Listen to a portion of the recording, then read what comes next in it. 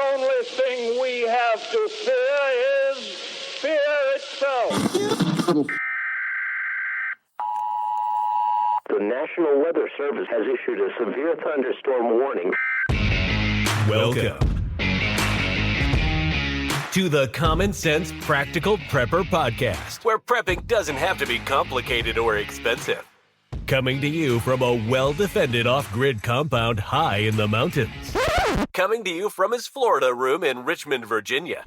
Neither off-grid nor well-defended, unless you count his chickens and cats. Here is your host, Keith. Everybody, it's Keith, and welcome back to the Common Sense Practical Prepper Podcast, October 26, 2025. And what I want to talk about today is, during an extended SHTF situation, grid down, or extreme social unrest, I'm going to give you the list of the top 12 stores or types of stores that I believe people will gravitate to loot to get the items that they need or they think that they need. Now, here's the caveat. This is not looting 101. I'm not telling you where to go loot and why. It's the exact opposite. We're prepared, and we don't have to go to those stores and loot and steal and put ourselves into a tremendous amount of danger. Because if somebody will shoot you over your iPhone on the street when things are good, what do you think they're going to do when you grab the last generator from Lowe's? Everybody around the world, and it's rather embarrassing, everybody has seen the videos of Black Friday and Cyber Monday here in the United States, when a Walmart opens their doors at 3 a.m. on Black Friday and people stampede and trounce each other because they want to get a Beanie Baby, the new Xbox game, whatever's hot. So folks in the EU and folks in Australia. Folks in Australia, when I say CVS, you think Chemist Warehouse. When I say grocery store, you think IGA, Big W, or the equivalent. Folks in the EU, Sainsbury's, Aldi, Lidl, Tesco, you get the picture. So we're going to start from number 12 and work our way up to number 1, and I'll explain why I think people will loot in this fashion. Number 12, dollar stores. Dollar General, Dollar Tree is what we have here in the United States. Easy pickings. Candy, ramen, drinks, batteries. Folks that are unprepared, that really don't know their priorities, will go to these stores first because it's quick, it's simple, and it's easy. Number 11, convenience stores. So here it would be your local Stop and Rob, 7-Eleven, your corner markets. The gas pumps will be down, but the folks will learn how to siphon fuel. Same thing with drinks, chips, snacks, jerky, Monster, beer, quick in and out. These stores are not secured very well. Most convenience stores here in the United States are open 24/7. Very easy to get into these stores. Plus, some of them have ATMs. Folks might think they need to break into an ATM. Number 10, sporting goods. Cabela's, Dick's Sporting Goods, Bass Pro here in the United States. Guns, ammunition, bows, sleeping bags. I'm not sure if everybody's running to grab a bass boat and a bunch of fishing gear, but that is there as well. Number 9, and I didn't know whether to put this a little bit higher or not. Liquor stores. Now, when I think of a liquor store, I don't drink. So when I think of a liquor store, I think of alcohol as a bartering item. Well, again, 90% of the population in the United States is not even prepared for a 3-day, a 72-hour event. So put yourself in their mindset, oh, I could go to the liquor store and grab as much whiskey, vodka, whatever as I want. Those places will be hit hard. Pawn shops. I'm not sure we have pawn shops in Australia, in the EU, but here you can go to a pawn shop and take a watch or a gold ring that might be worth $1,000. The pawn shop will give you $100 for it, and then you need to pay that back, or then they will sell it. It's a big game. It's a racket. It's a scam. But if you've ever been into a pawn shop here in the United States, they have everything. Some have guns, a lot of jewelry, a lot of electronics. pawn shops are, I don't want to say they're armored, but pawn shops are not open 24/7. And a lot of them have some security measures, stronger doors, mesh or wire over the doors, over the windows. Not too easy to get into, but as I've said before, desperate people do desperate things. Okay, your small hardware stores, so your mom and pop hardware stores, crowbars, propane, tools, axes, some lumber, some plywood, nothing like the big box stores that we'll talk about in a few minutes, but there are items there as well. I want to group in an auto parts store and kind of mush that together with hardware stores.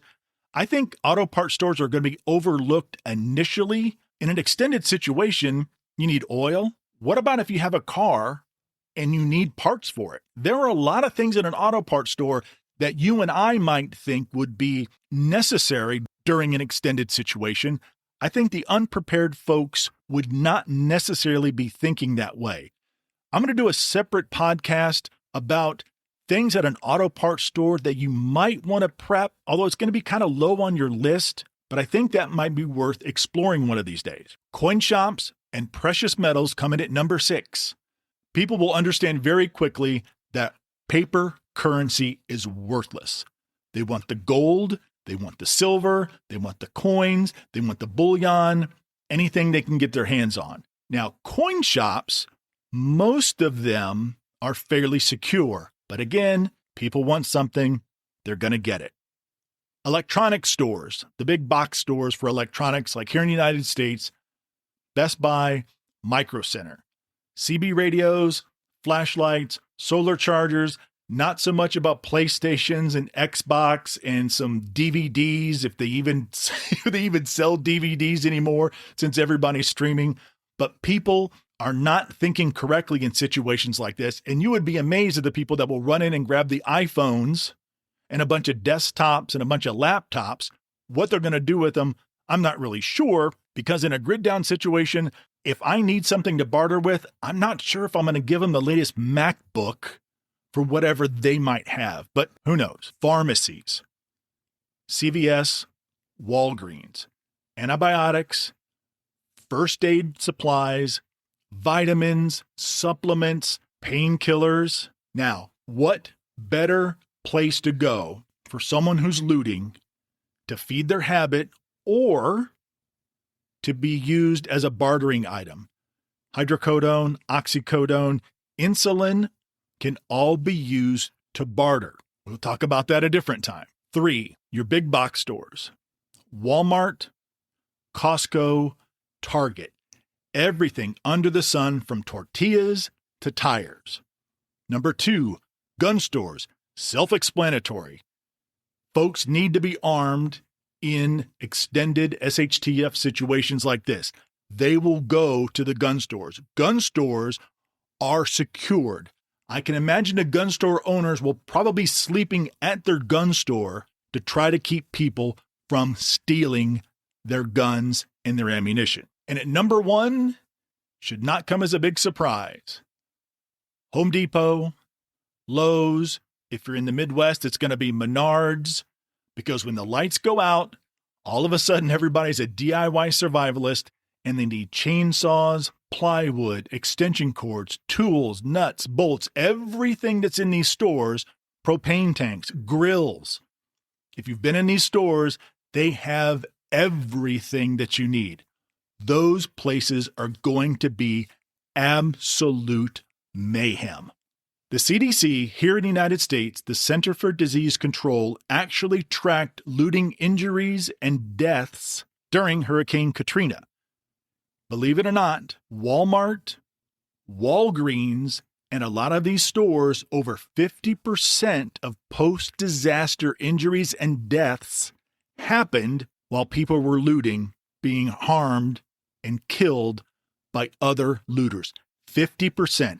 So in a sense, in a major situation, you have about a 50-50 chance of making it out of a store alive with your extension cord or your 6-pack of Budweiser. People will kill you. People will knife you over your iPhone on the street today. What do you think they're going to do if you've got the last 6-pack or you've got a tube of toothpaste or you have a bunch of first aid kits under your arm, or you have a whole basket full of prescription meds, half of them you can't even read, but you're just grabbing them off the shelf, how bad do you think it's going to get when you have people running past you and you have what they want?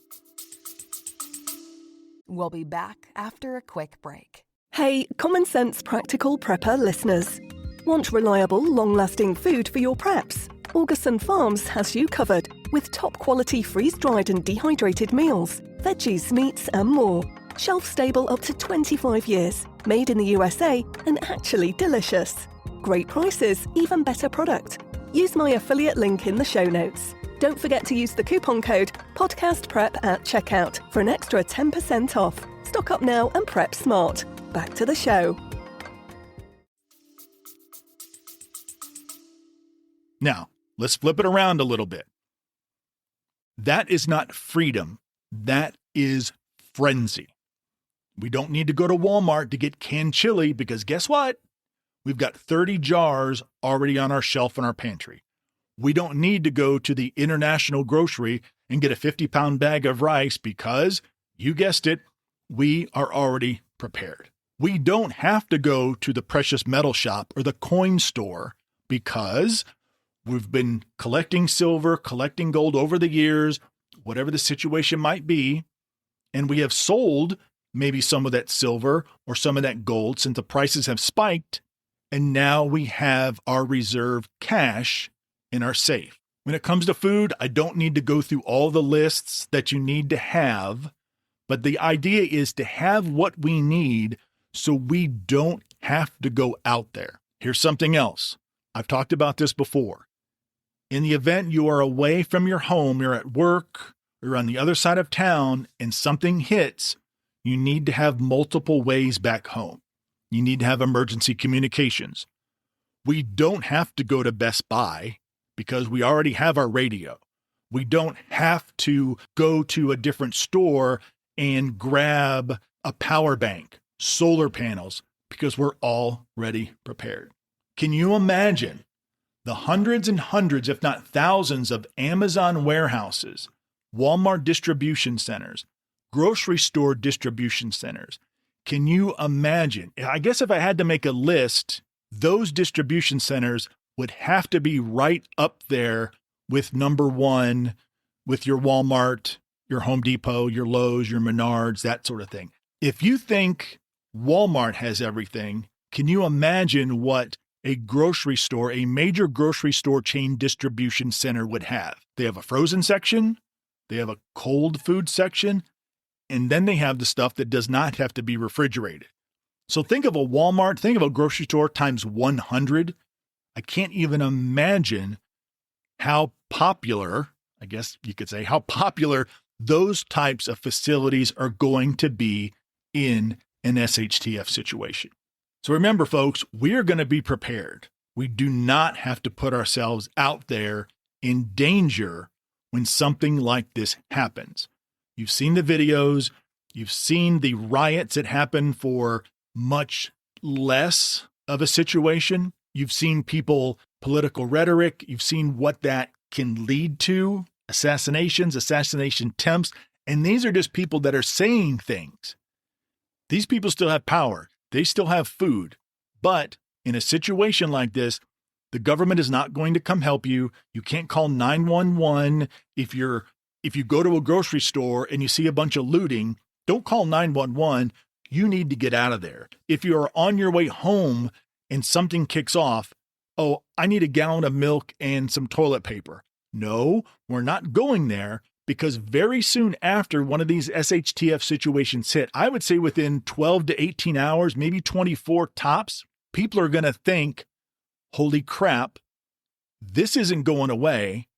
I don't have anything that I need for the next 24 hours, let alone for the next week or 2 weeks or 3 weeks. Another reason why everybody needs to be prepared. Folks, thanks for stopping by. I really do appreciate it. And as always, take care of one another, be safe out there, and until next time. Thanks for listening to the Common Sense Practical Prepper Podcast. Be sure to subscribe so you don't miss an episode. While you're at it, Help spread the word by leaving a rating and review.